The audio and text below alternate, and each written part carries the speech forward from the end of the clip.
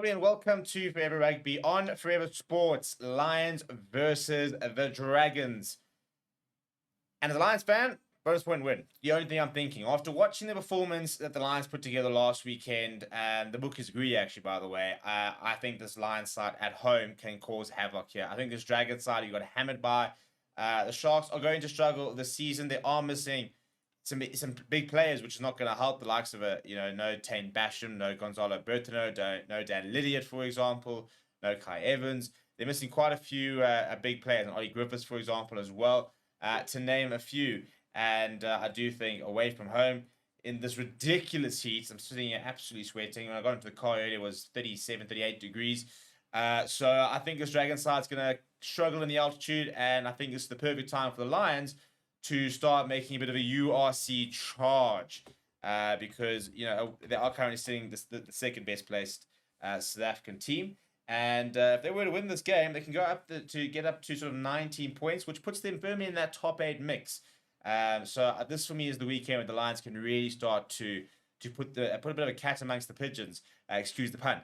But yeah, before we look at the two sides, please do smash a like on the video. Please do subscribe to the channel as well. We'll start with the Lions side. It's unchanged. If it's not broken, don't fix it, so they say. And Ivan van Ooyen agreeing with that concept. JP Smith, PJ Botha, Asanate, and Klava Kanye in that front row, backed up by Ruan Dalport, Ruan Skuman. All 4 out of 5 of those players have committed to the Lions for an additional year, as has 2 of the back rows in the likes of Ruan Venter and Franco Horn.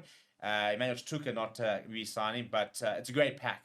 And I think the pack is really starting to stand out. Franco Horn is in electric form, absolutely electric form.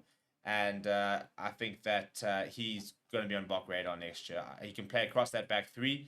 Very, very versatile, which is the name of the game when it comes to the Springboks. And yeah, I just think he's playing some tremendous rugby.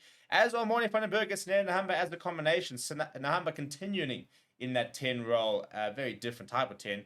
In that he's tiny, but he's got all the entire skill set, doesn't he? Ed van der Merwe, Richard Creel, the 2 wings. It's in a combination of Captain Marius Lowe next to young sensation Henko van Wyk, who's starting to score tries for fun at the moment. Kieran Horn at fullback, who, yes, what a great skill set he's got.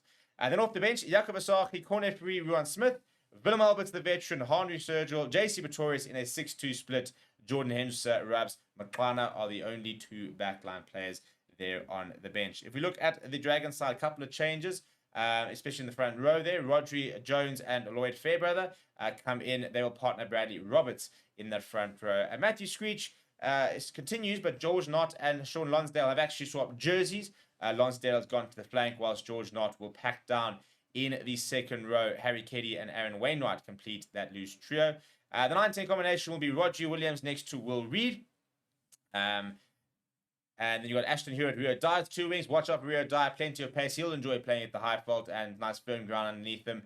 In the centre, Steph Hughes will captain the side inside centre. He'll have Theo Tomkinson, nice skill set on the player as well.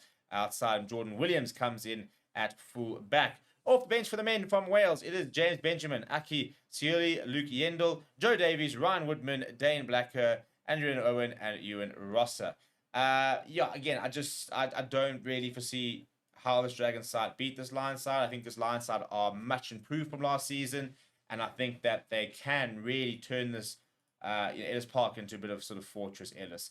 It is the last URC round for a while. We move into Challenge Cup and Champions Cup for the next couple of weeks. So the next time the Lions will play will actually be in the new year, I think it is, in terms of in the URC. So, what a nice way to finish if they can get a really good result. They don't play in that week 8, for example, and the next time they play is actually the 6th of January in the URC. So they'll have a month break from this competition. So they win this, try and win the next 2 Challenge Cup games, and they've got a decent break. So a really nice opportunity for the Lions to build that kind of momentum and take that into the new year, where they then have quite a few games in January where other teams don't, and then they sort of fall back in line. But they're not playing outside of South Africa, at least in the URC, I think until about March. So they've really got an opportunity to make the conditions work and to try and mount a bit of a charge. Very excited to see how they manage to do that. Let me know what your predictions are down in the comments below. Please do smash a like on the video. Please do subscribe to the channel as well. Thank you very much for watching. My name is Steve. I'll chat to you soon.